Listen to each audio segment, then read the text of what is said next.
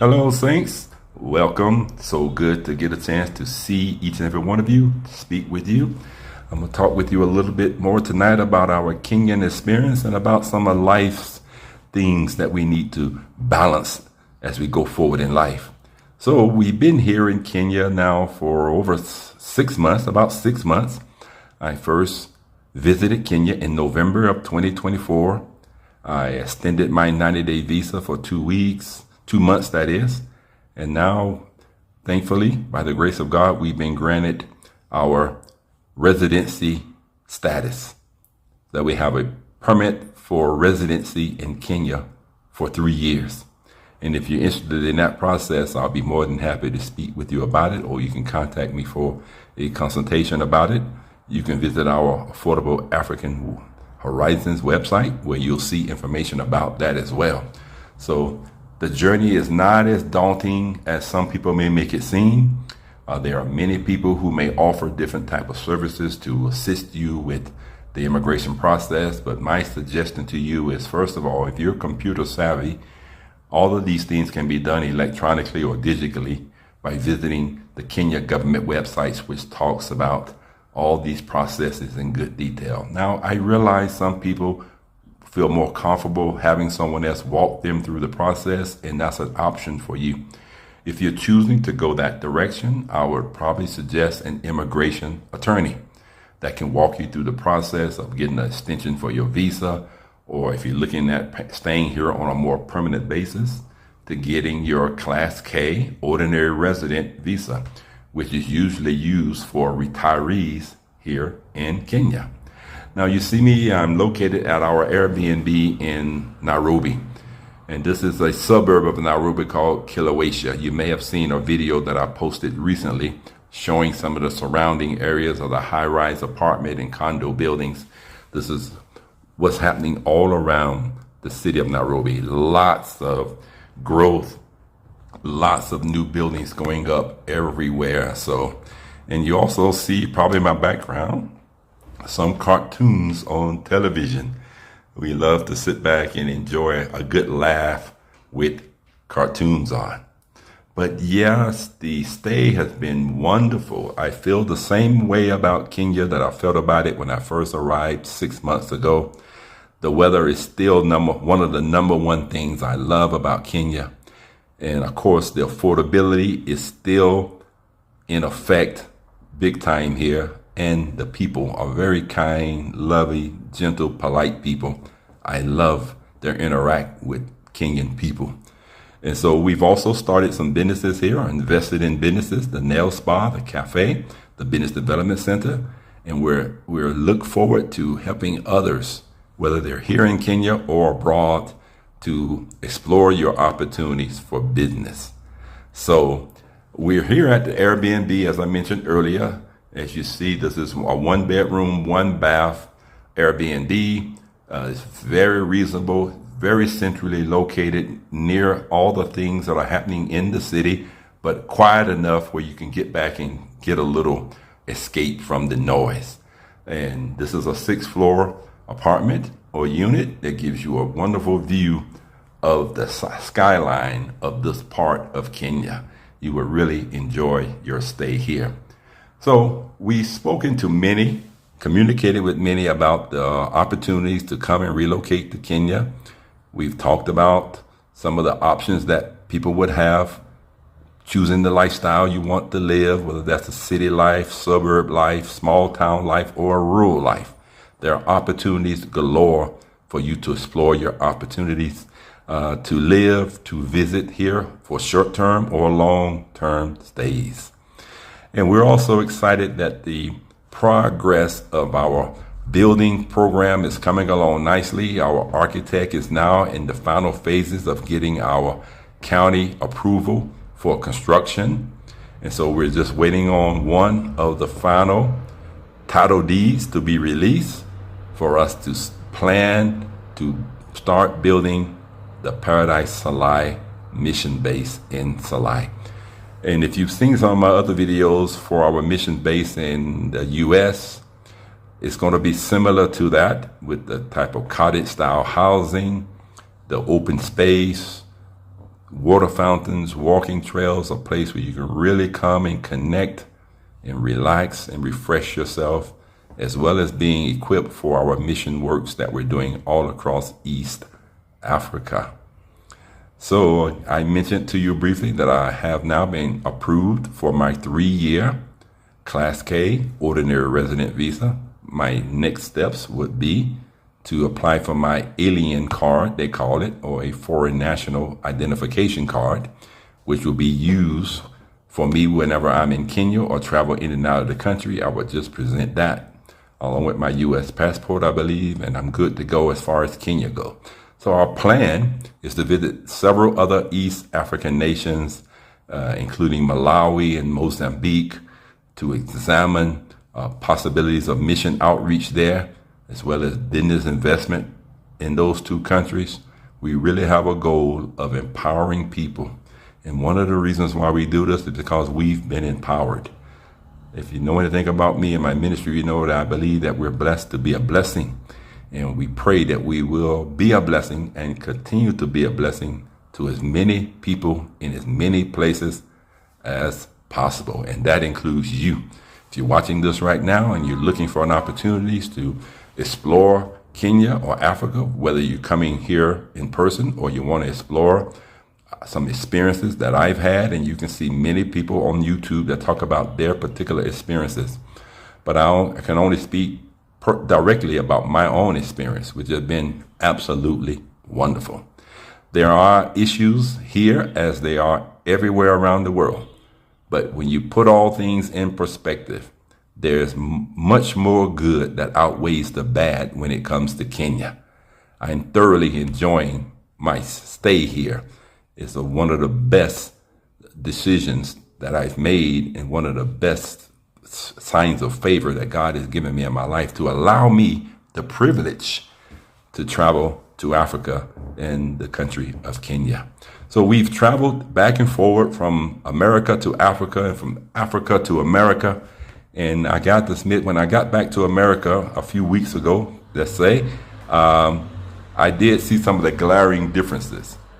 But there were not enough to outweigh the freedom, the sense of freedom, that weight that seems to be lifted off your shoulders when you in Africa, particularly around people that look like you. Now, we know in America, just as is true here in Kenya, don't be under some romanticized view that all Africans just adore you and admire you. Actually, there's a very complex relationship between Africans on the continent of Africa and those in the diaspora. I'm speaking directly to those who were descendants of slaves or those who were brought to America, whether they were sold or traded or whatever the case may be. There are some glaring differences. The only thing that you really have in common with people from Africa is your skin tone, your cultural worldview, the way you think, the way you act, the way you move in life is pretty different than the average African. And there's nothing wrong with that. It's just a fact that you have to realize that just being a similar skin color doesn't make you similar in other ways. So you have to learn to adapt and adopt situations on both sides of the equation. I have to learn to adjust myself to some of the Kenyan ways, but also some of my Kenyans need to adjust themselves to some of my ways. And each person is an individual. Not all Americans are alike. Not all Black Americans or African Americans are alike. Just because someone looks like you doesn't mean they think like you or believe what you believe. So find common ground with people and build relationships around that. That's what I do when I'm here. Thank God he's given me a wonderful family here in Kenya, a wonderful, beautiful, faithful, devoted wife, a brother-in-law, a daughter.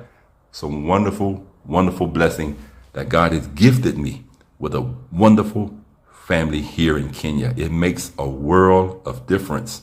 And that's why when I speak to you about opportunities to visit Kenya, I speak to you from a place of stability, emotional, spiritual, mental stability, financial stability, relational stability. And that way we can help provide some stability for you as well.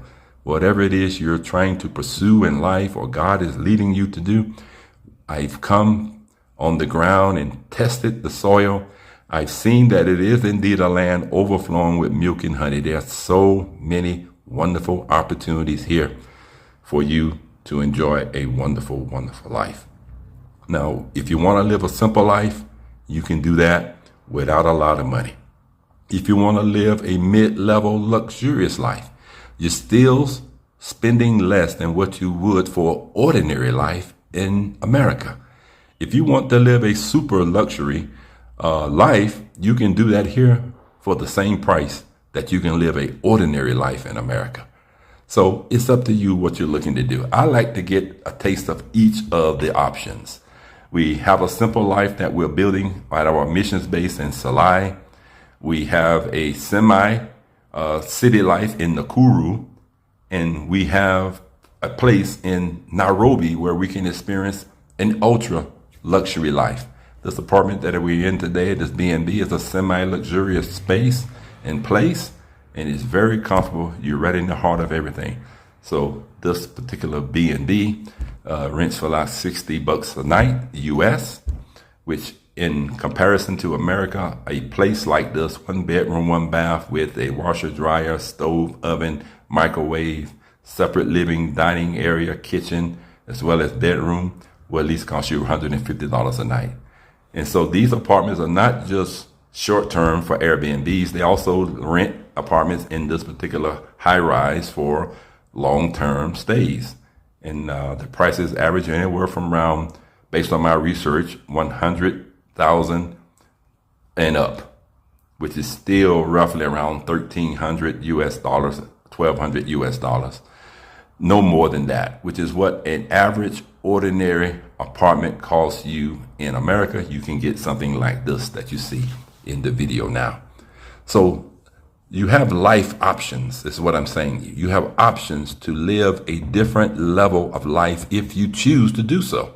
Now, I live a very simple life even in America. And so I don't come to Kenya trying to live a super luxurious life. But it's very simple to do so without being caught up in pretending or faking it till you make it. You can actually embrace a higher quality of life materially, financially, emotionally, and spiritually when you visit Africa. And we're here on the ground. We look forward to connecting with those who are matured in life, those who have good character. It's not just because we are skin folk that makes us kinfolk, but the character of a person matters to me. Not only your character matters, but my character should matter to you as well. And so feel free to reach out to me. We'll gladly have a consultation with you to talk about your goals, your dreams that you'd like to have in Africa, or particularly in Kenya, whether that city life is for you, whether small town life, whether rural life, whether you have missions work, whether you want to start business or invest in businesses. Look, whether you're coming for a temporary stay for 3 months or a long-term stay, you're semi-retired. Look, you can live here in Kenya for less than $1,000 a month and you'll be doing fine. You'll see many other people on YouTube saying that that's not the case, but I can tell you personally, this is the case because I do it. I do it. And so I have options. If I want to come and live a more luxurious life in Nairobi or Nakuru or wherever, I have the option of doing that. But my mission here in Kenya is not just to satisfy my own wants, needs, and desires. It's also to impact, impart, and empower other people's lives. And so the fact that I can live a comfortable life as I choose to do so, enjoying the trips to the beaches, enjoying the mountains, enjoying the scenes, the safaris, trips, restaurants, all of that is available to you. But my mission in life is bigger than entertaining myself. As I mentioned, it's about also empowering others for life's success, giving hands up, not hands out. So you have to examine your life to see what it is you're trying to get out of life. What is it you're called to do? What life do you want to live? You have options here in Kenya. That's something that you don't really have back there in America if you're limited by income and finances. Get a chance, get away from the rat race for just a moment. We have scheduled a 14-day mission trip in December, from December 1st to the 15th. But you can arrange to come anytime throughout the year that you have available, and we'll try to accommodate you for transportation to and from the airport to your apartments, Airbnbs, wherever you are. We can facilitate some trips to the beaches, to Nakuru, Salai, other areas of the country that you may want to explore. So there's so much. There's so much that you can do and discover here in Kenya. So I encourage all of you listening to explore your African horizons. And if you have any questions or you'd like a consultation with us to look at your situation specifically, how we can assist you in discovering and exploring the life that you want to live, contact us, affordableafricanhorizons.com. I'll be more than happy to communicate with you. My wife and I both encouraged by our communication with many from America and other parts of the world. And we look forward to speaking with you. Well, that's all the time I'm going to take for tonight, but I pray that something that was said will help spark some interest in you. If you've been asking and wondering, what could life be like outside of the U.S.? What is Africa like? It's not the Africa that you think of. You'll see that Africa is a progressive continent with progressive countries, and Kenya is no exception. The technology is great. That's here. If you are nomad, digital nomad, they call it, you need internet access to have high-speed internet everywhere. So you can work from anywhere around the world as Nairobi or Kenya, Nakuru as your base of operations. So don't let me take too much of your time today. I like to keep these messages short, sweet, and simple, but also informative. I look forward to my next opportunity to speak with you. In the meantime, kwaheri, God bless you. We'll talk with you later. Bye-bye.